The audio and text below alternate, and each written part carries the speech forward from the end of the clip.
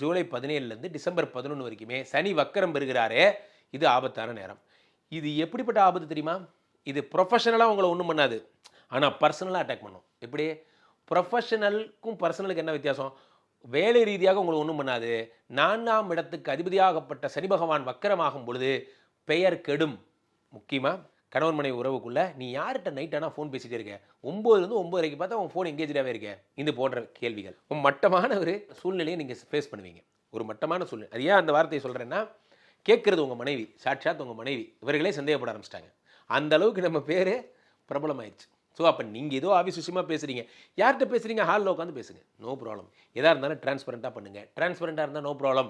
நாளுக்குடையவன் வக்கரம் பெறும்பொழுது நிச்சயம் கெட்ட பேரை உண்டாக்குவான். ஏற்கனவே 4ல் மிஸ்டர் ராகு உட்காந்துருக்கார். வாங்க விருச்சிக ராசி, உங்களுக்கு ஒரு பேர் வச்சு விடணும் வாங்க அப்படிங்கிறதுக்காக காத்திருக்கார். கெட்டவர்கள் உண்மையிலே தப்பு பண்ணிடுவாங்க. அல்லது உங்களை போன்ற நல்லவர்கள் என்ன பண்ணுறாங்க, அந்த பேரை வாங்கிப்பாங்க.